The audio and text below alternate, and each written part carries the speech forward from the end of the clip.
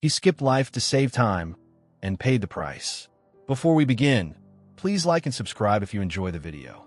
It really helps small creators like me. Stay till the end for a massive plot twist. In 2006, Michael Newman is a hardworking but deeply frustrated architect living in Los Angeles with his wife Donna and their two children, Ben and Samantha.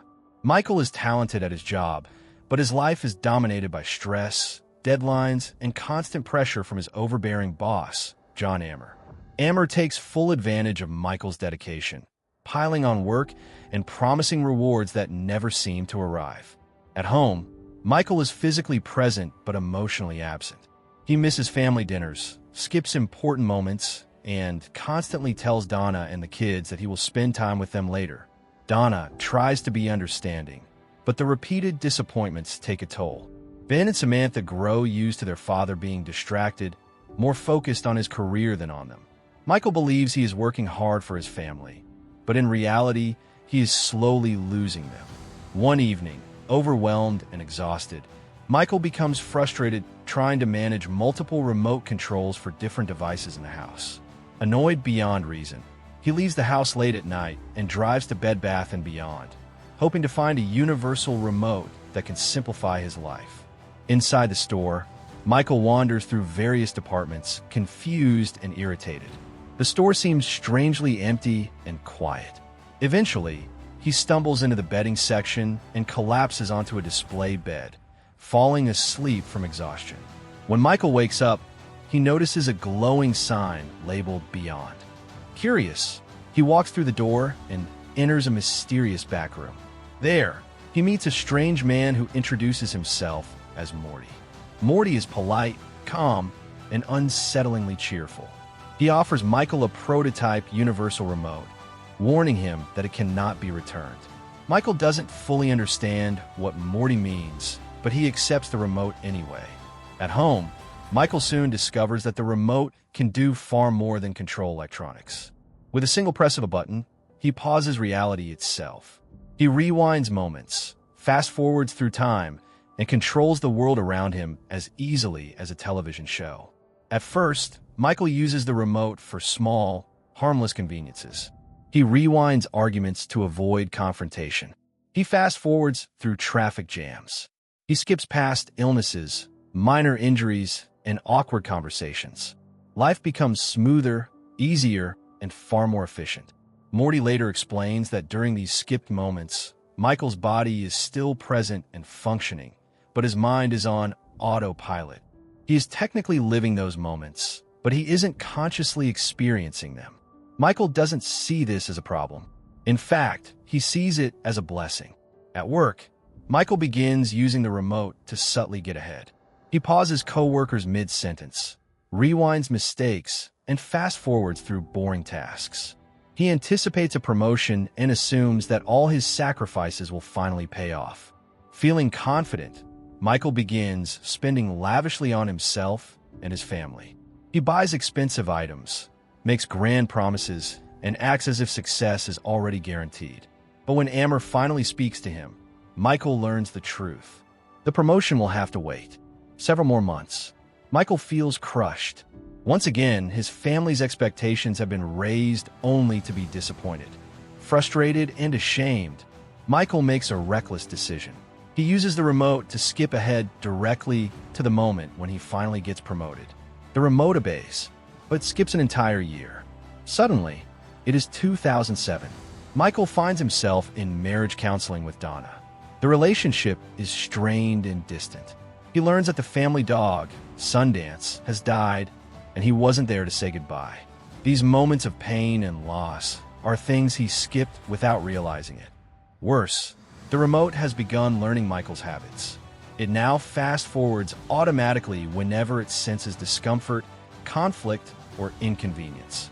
Michael tries desperately to get rid of the remote, but no matter what he does, it always comes back.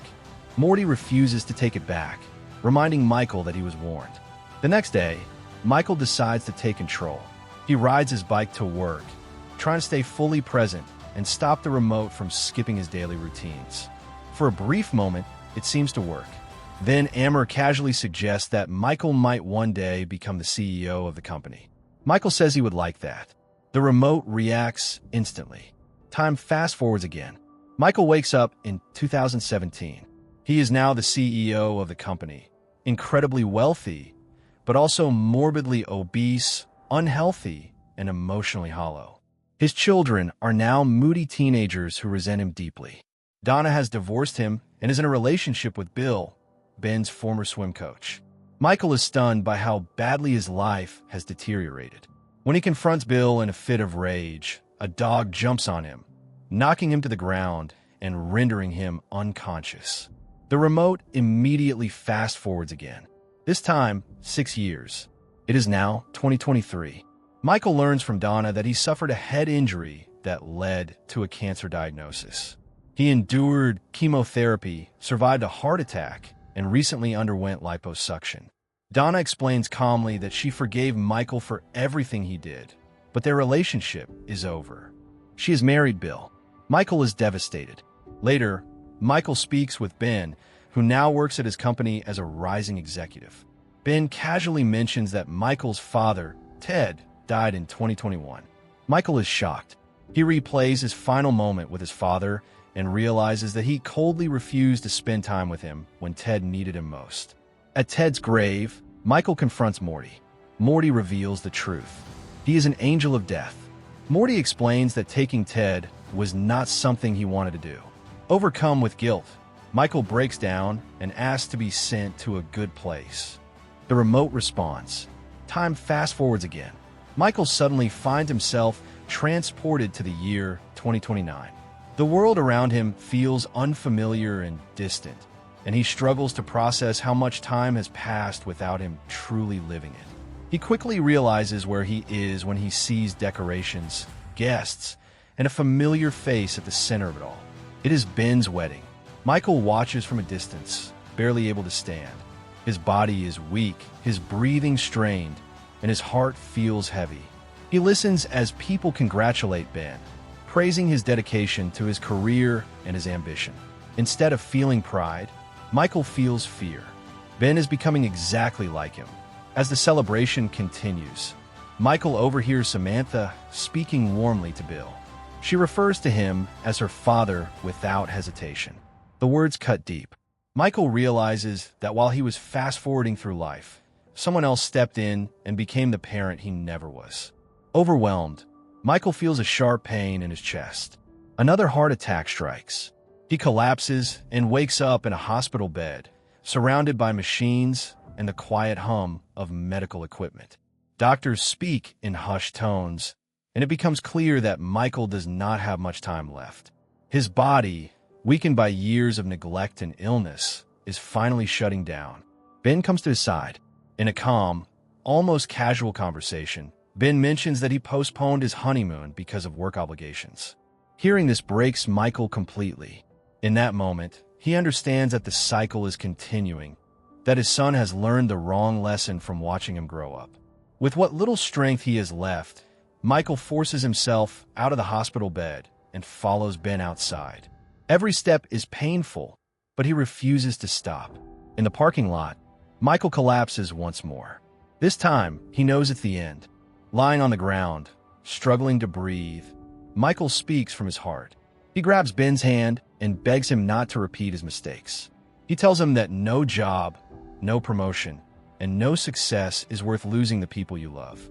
He urges Ben to put his family first, to be present, and to truly live. Ben discerns.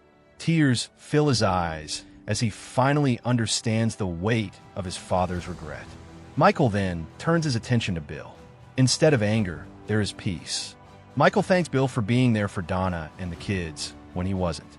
He accepts that Bill became the man Michael failed to be, and he makes peace with him. Donna, Samantha, and Ben gather around. Michael tells them that he loves them. Not hurried, not distracted, completely present.